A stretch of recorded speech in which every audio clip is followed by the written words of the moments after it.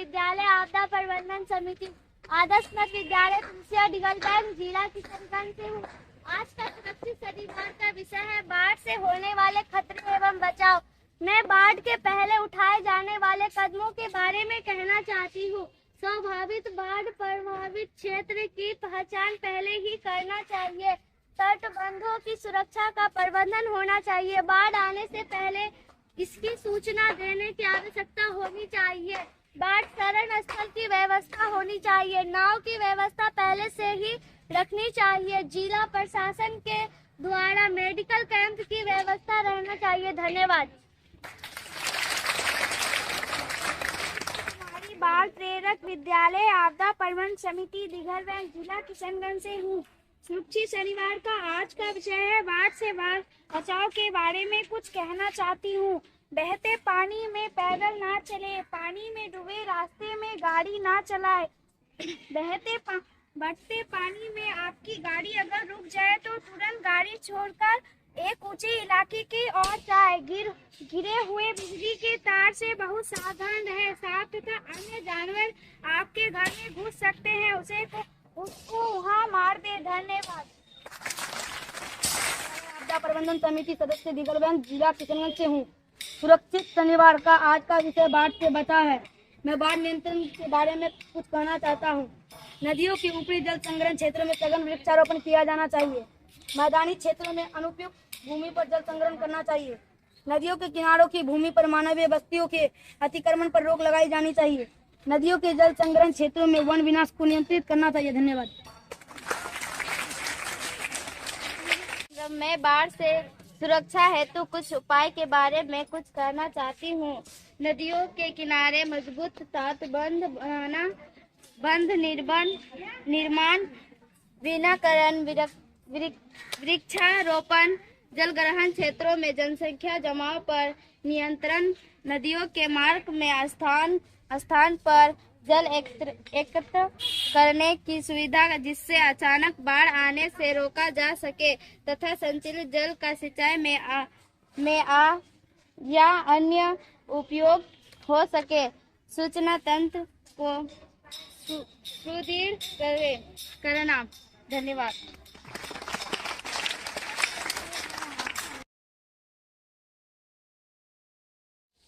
जैसा कि आप सबको पता है कि आज शनिवार है और प्रत्येक शनिवार को हम लोग सुरक्षित शनिवार का कार्यक्रम करते हैं।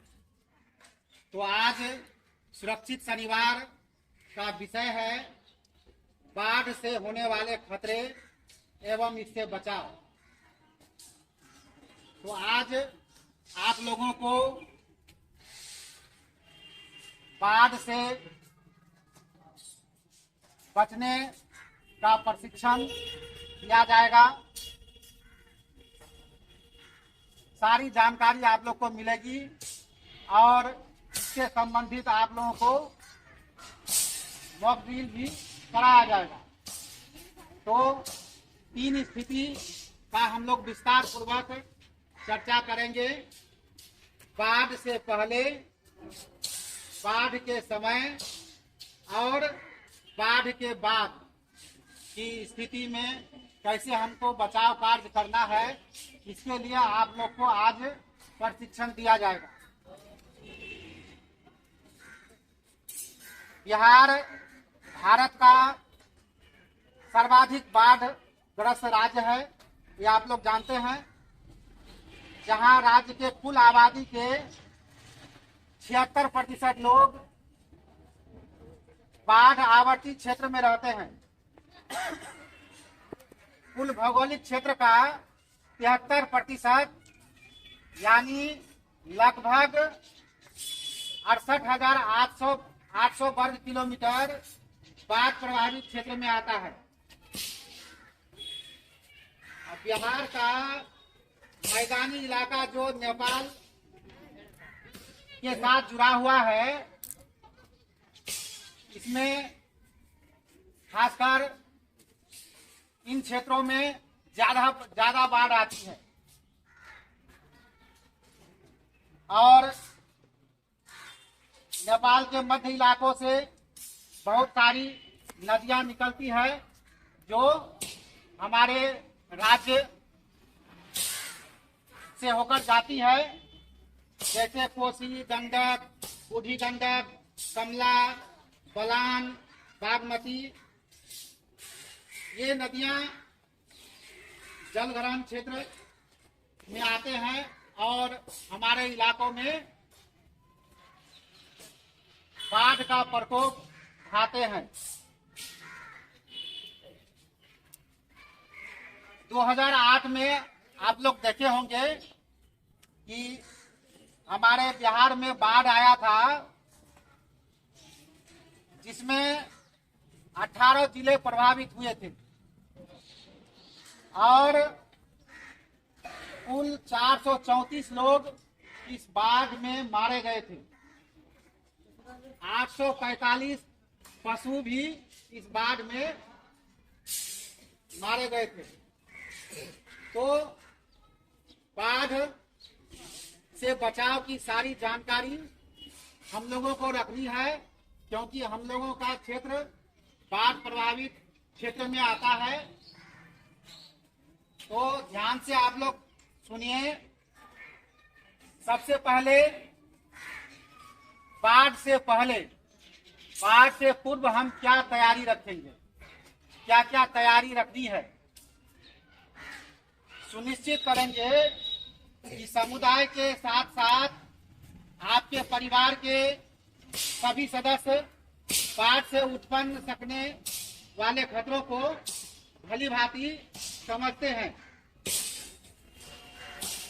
अत्यधिक वर्षा होने की स्थिति में स्थानीय प्रशासन और सूचना माध्यमों द्वारा प्रसारित चेतावनियों को ध्यान पूर्वक सुनेंगे और इनका अक्षरशः अनुपालन करना है। निकासी की स्थिति उत्पन्न होने पर परिवार के प्रत्येक सदस्य के लिए पूर्व में स्पष्ट उत्तरदायित्वों और निर्देशों का होना आवश्यक है। समुदाय के पास नौकाएं उपलब्ध होने पर यह सुनिश्चित करें कि उनका उचित रखरखाव किया गया है और वह पेड़ या अन्य स्थिर वस्तुओं से दृढ़ता से बांधी गई है। समुदाय के अंतर्गत खोज एवं बचाव दल का गठन करें। बाढ़ की स्थिति में अलग थलग पड़ सकने वाले क्षेत्रों को चिन्हित करें और स्पष्ट खोज एवं बचाव कार्य योजना रणनीति विकसित करना है। बाढ़ की अवधि में उसके एकदम बाद जीवन यापन के लिए परिवार स्तर पर या बाढ़ से पहले हम लोगों को कुछ तैयारी करके रखनी है। सबसे पहले हम लोगों को अपने घर में आपातकालीन किट, ये देख रहे हैं ना, इसको देख रहे हैं, एक आपातकालीन किट बना के रखेंगे। आपातकालीन किट में क्या क्या रखना है, जैसे आपातकालीन किट में यह सूची हम बनाए हैं। आपातकालीन किट में क्या क्या होना चाहिए। एक छोटा रेडियो होना चाहिए ताकि हम कोई भी सूचना आए बाढ़ संबंधी तो उसको जान जाएं।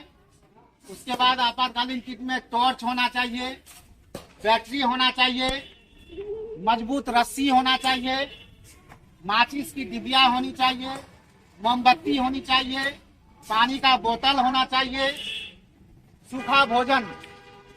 आपातकालीन किट में सूखा भोजन भी रखेंगे, जैसे चूड़ा हो गया, मूढ़ी और कोई भी अन्य सत्तू रखेंगे ताकि अचानक हमको उसका आवश्यकता पड़ सकता है। और एक इम्पोर्टेंट सबसे है क्या, ORS पैकेट रखना है। इसका बहुत जरूरी पड़ता है। उसके बाद एक अलग किट बनाएंगे। ये क्या है देख रहे हैं ना, प्राथमिक उपचार किट। प्राथमिक उपचार किट में आवश्यक दवाइयों को रखेंगे। क्या करना है, आवश्यक दवाई रखना है, जैसे सर्दी, खांसी, पेचिश, सर दर्द, बुखार जैसे सामानों को इसमें रखेंगे। ये देख रहे हैं ना, इसमें जो है बहुत सारा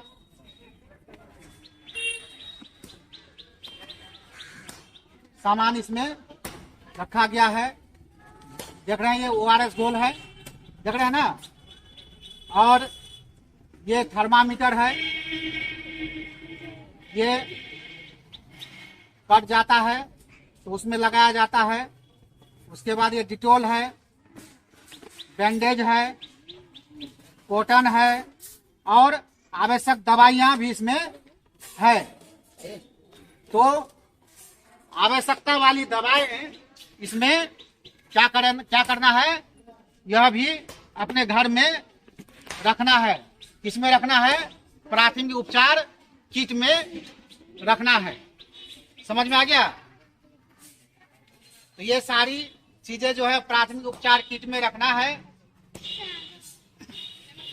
अब बाढ़ के दौरान बाढ़ की चेतावनी का प्रसारण बाढ़ की संभावना को दर्शाता है। इस समय आपको मौसम पूर्वानुमान प्रसारित करने एवं आपके क्षेत्र से संबंधित जानकारियां देने वाले रेडियो टेलीविजन कार्यक्रमों को देखना सुनना चाहिए एवं त्वरित बाढ़ के प्रति सतर्क रहते हुए किसी भी क्षण घर छोड़ने के लिए मानसिक रूप से तैयार रहना चाहिए। त्वरित बाढ़ की आशंका पूर्वानुमान होने पर चेतावनी मिलने पर स्वयं को बचाने के लिए तत्परता दिखाना चाहिए।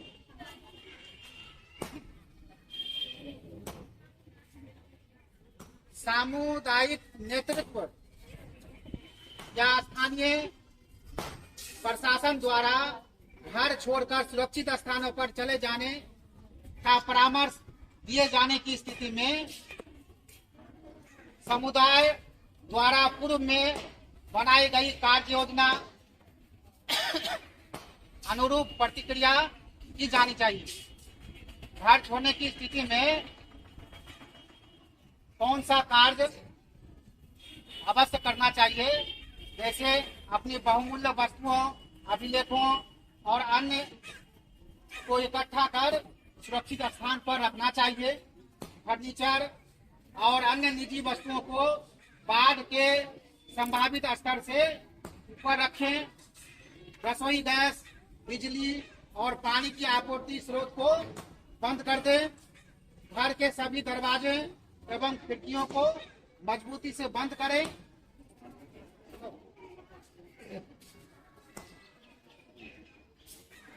अब बाढ़ के बाद संक्षेप में कुछ हम बता देते हैं। यदि याद रहे कि आपका घर बाढ़ से प्रभावित हुआ था और बाढ़ का पानी कम होने के बाद भी आपको कई खतरों के प्रति सावधान रहना है, क्योंकि बाढ़ के बाद ही सबसे भयानक स्थिति उत्पन्न होता है। तरह तरह की बीमारियां उत्पन्न हो जाती है, पूरा गंदगी फैल जाता है और आवागमन के रास्ते बिल्कुल बाधित हो जाते हैं।